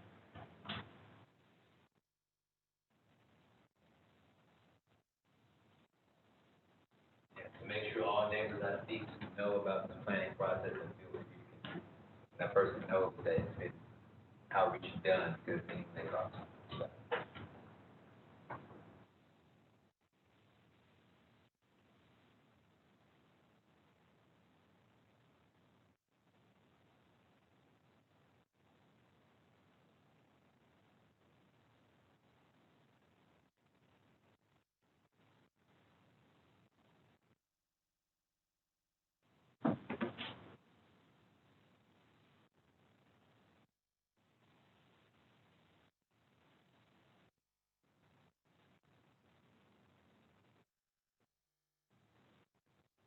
Anybody want to throw out what, like, maybe neighborhood involvement? What does that mean? Does that mean the number of neighbors, or does that mean, like, what does neighborhood involvement mean for y'all? Coming to a meeting? Survey.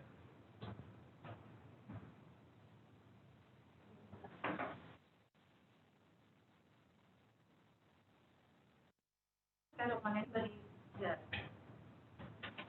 not to come out of work and say, well, I didn't know.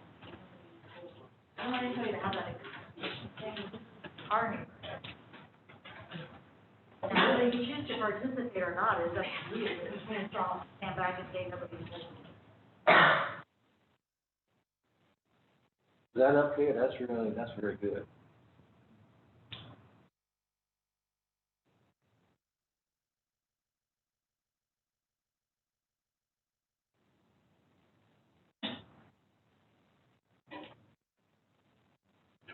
Information's out there, and everyone has access to it. Does everything have to be in Spanish? Just a question, is that a goal for y'all? Do you need things in both languages? Just a question. Yeah, you didn't have bilingual. Okay, and that's everything. Okay, so that's printed flyers, if we put something on the website, if I send a text, it needs to be in Spanish? Okay. So bilingual is a goal for your, okay, what's that? I just think that, I think that we did, a pretty good, getting out flyers and letting everyone know. It's just that in our neighborhood where there are, it's an Asian community, there are certain things that because it's been underserved for so long, and maybe people feel that why bother, because they're not going to do anything anyway. Or there's some people that they're okay, they're nothing is bothering them right now. And usually, until something happens, that's when they become involved. But I feel that we did make the effort. We went out and left those flyers. We talked to people. There were a lot of contact that Terry were giving each other flyers back and forth, meeting each other at night at the corner of San Jose and 22nd Street. And I just feel that to do this, the 25 people that responded, and even right now, people that are here are people who are comfortable speaking up. And then you have another set of people who they're not comfortable speaking up or coming to these meetings And again, there's people that just, they're not being, it does nothing, it's affecting them right now, so it's okay. And,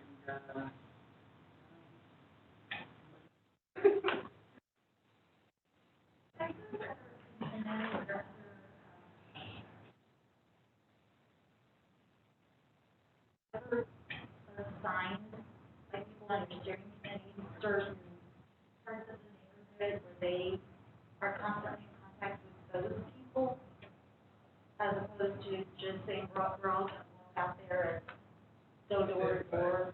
I think that's something that would have to happen. I think that's an excellent Just idea. because, it's, I don't know, to me, this is, it's hard to, gauge the success, of getting that information out. But I feel like we would have to, those that are here participating, we would have to divide the neighborhood up and say, this is who I'm gonna talk to, make sure you get to your people. I don't know, what, do y'all think that's you, or? Hey, Matt, when I was on the council, I don't know, I would take the city manager through our neighborhood. In fact, I used to take the whole council, we had vans. We moved back to our district. And I would tell them what we needed, or what they saw they could see. But I took the whole council on a van and go through the whole district, and right around, let them see for themselves what we needed, what people need down there. We went, if somebody was stopping the road, we stopped and talked to them. Come the whole council, the city manager, the van right around the district, see what we needed, what improvements we needed, what could be done. So the other people on the city council, they're the ones gonna have to say so what to do. I don't know if they still do it, or they wanna do that, but that's what I did. You'd like that to be a goal? I think that's a good idea. I like to, I'm lazy, and I'll talk to like my 4 neighbors, and then I'm through, and I wanna go back inside.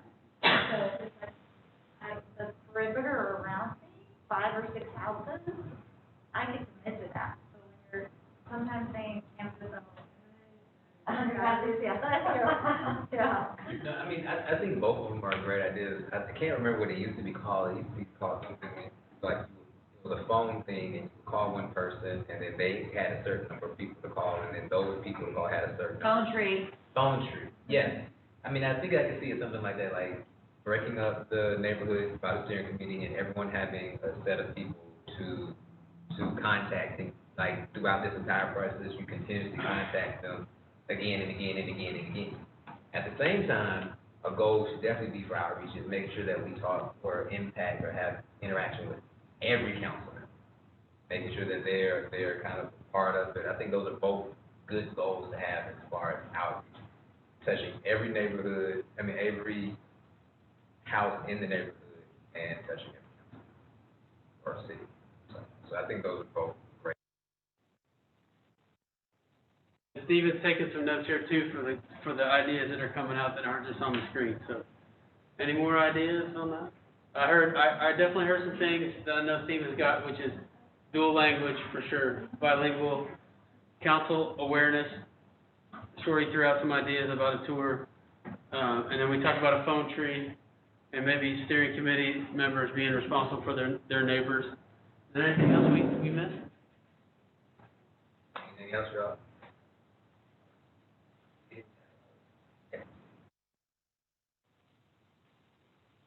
All right, this was last. Just rank, what do you think is the most significant or the best way for outreach? You sit on your phone, just rank them 1 to 7. What's cool, I think, in Messy is that you can pull it with your finger, like on your phone. It's like slide 7 all the way to the top if you think 7 is actually your number 1. Or if you think that your number 1 is actually your least one, you can bring it all the way to the bottom. It should be.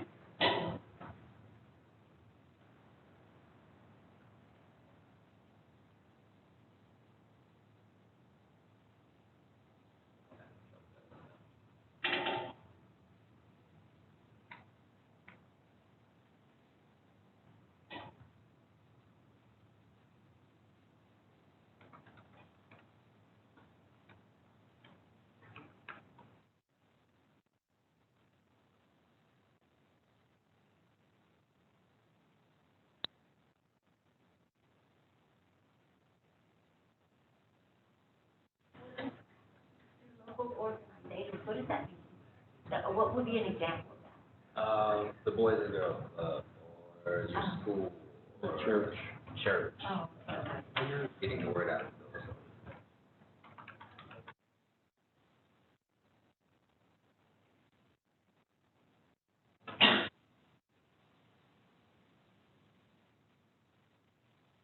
There's a ton of luck.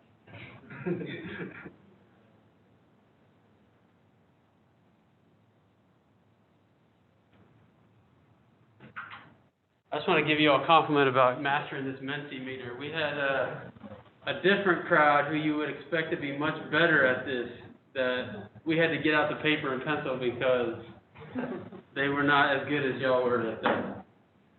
It was pretty nerve-wracking for during that meeting.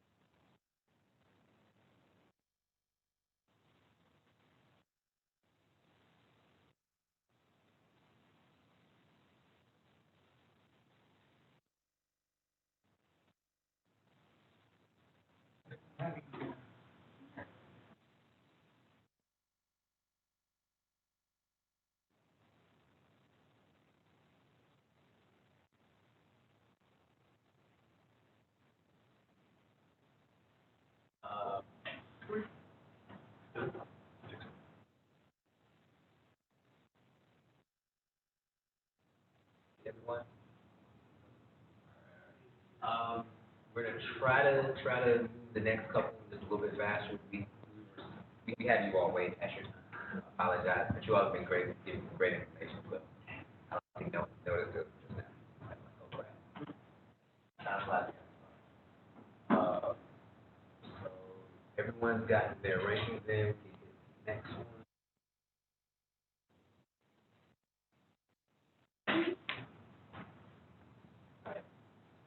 So this is kind of like the last question, but this is community engagement. Again, community engagement are the activities that you actually do. So not how you're reaching it, but the activities.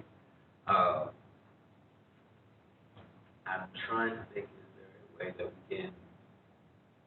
So this one you can type in your answer, I guess? Yeah. Yep. Somebody threw out a block party earlier today. You know, closing the streets and getting the neighborhood together to come out as a way of sharing information and doing things like this with the neighborhood. Our surveys, are they good ways of getting engagement and feedback for your community? Even if if it's not a phone interview, maybe it's paper, maybe it's part of that mail out, then you send a survey and they give it, or they send it back, or they bring it to the city, or we collect them. Activities, tours like today, having those tours with the community, if we get larger groups and having those tours with individuals. Also, Had one where it's an open house where we like open up a big room and we have a bunch of information and people can come at a time that works for them. leisure throughout the day. Instead of it being a meeting, you have it for a couple hours, so if someone comes on their lunch, it takes them 15 minutes to go through some of the activities and they can go and be open. You have town halls, you have focus groups, which would be this is somewhat of a focus group, but it could also be smaller than this. Meeting people at their homes, having engagement at someone's home. If it's not a block party, then maybe it's, we have this one thing that we have called Coffee with the Cop.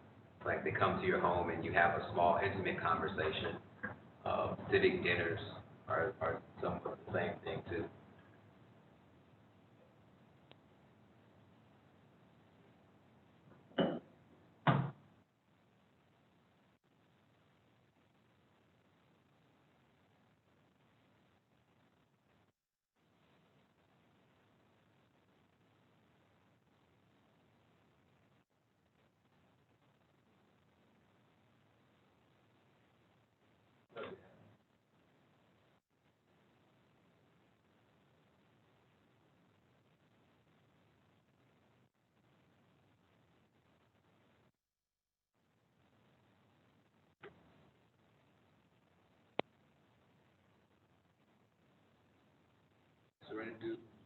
30 more seconds, and then we'll move to the next one. If you have a comment that's not showing up on there, write it down for us. We have some note cards. Because what's going to happen is we have one exercise, which is asset method. We may ask you all to take that one and be a homework assignment. Town halls, annual events, neighborhood walls.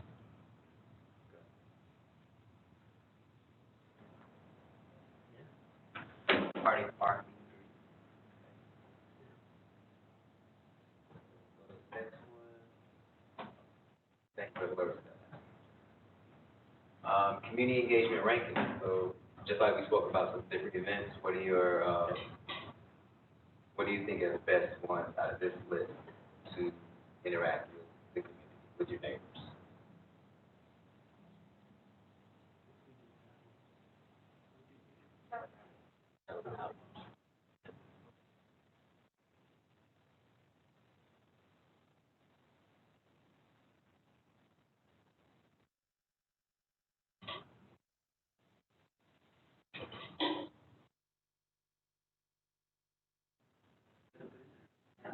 It says voting is closed.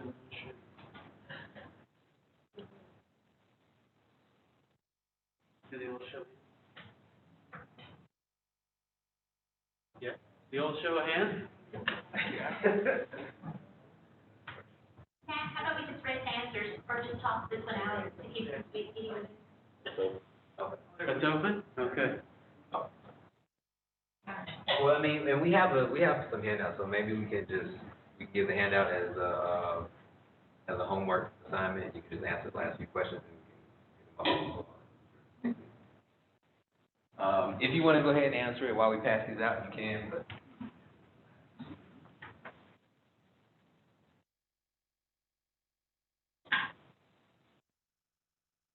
It'll be just the last 3 questions.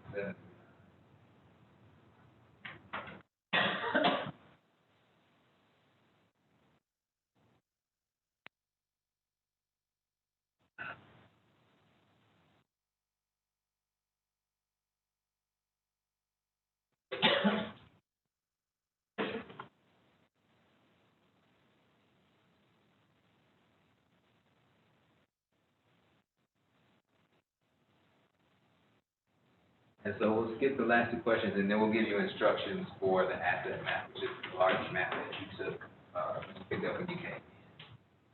So after this one, we'll ask you, what are your concerns for community engagement? It might be that a lot of the residents won't participate because of mistrust or the language barrier may be a concern. What are opportunities? Having bilingual messaging, having everything done in the neighborhood.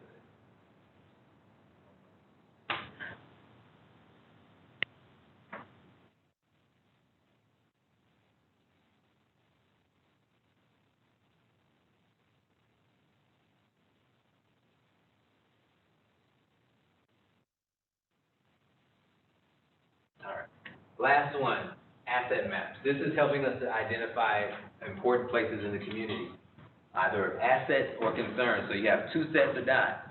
One is a translucent dot, the other one is a solid dot. The one that is solid, we would like you to identify places of worship, parks and gathering spaces, communities, centers of schools, historic places or events, or people. So does a home belong to someone who's from the community, where they lived as a child? Concerns, this area that either litter, problem property, vacant, traffic and infrastructure, that would be your flooding or your sewer easement, or other. And then we also gave you some little white ones. So if it's not any of those, if it's either asset or concern that's not listed, put that little white dot and then just write what that spot is for you. So we just ask that you all kind of look through the map and put those on there. And I think with that, does anyone have any questions about that task or assignment, the homework assignment? Thank y'all for doing homework and all that kind of stuff. Carter, we could probably send out instructions. Oh, and we can send out the instructions to everyone so that you'll have them, and if you have any questions. Yeah, we'll send this live. Okay. Oh, you're gonna send this one? Yeah. Okay, because We'll send the whole PowerPoint. And then, for everyone to submit it, you can just take a picture of it and then email it back to us or text it. We'll have a number of. You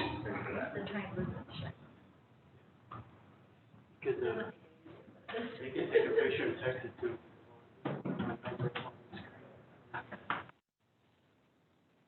Or I think about it.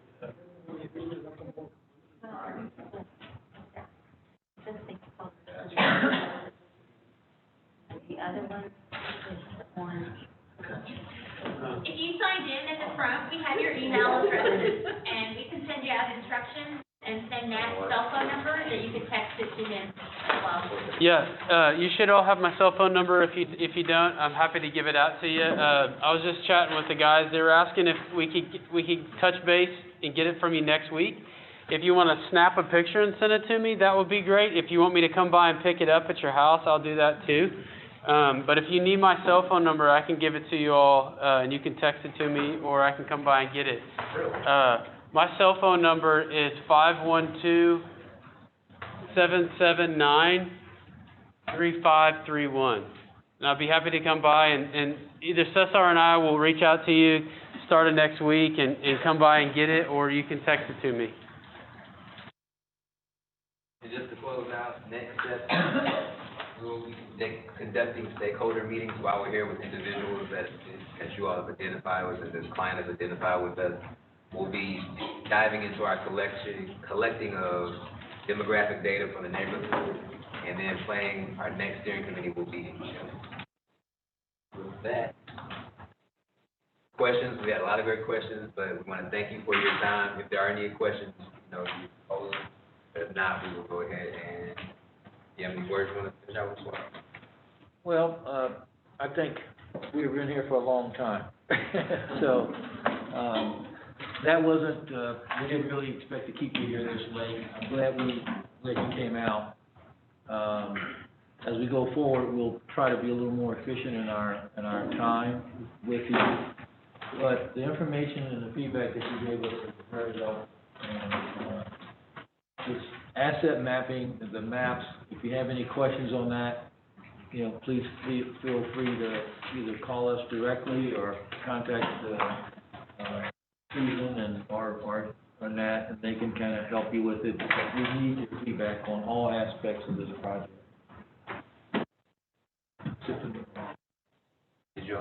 Sophia, Thank you so much, and I don't know what else to say, other than thank you for your time and your perspective, and let us know how we can help you. If there's anything you need between now and our next meeting, please don't hesitate to reach out to us, even if we're just a starting place for something else that you may need in the city. We're here to support you. Thank you very much. Thank you all. Thank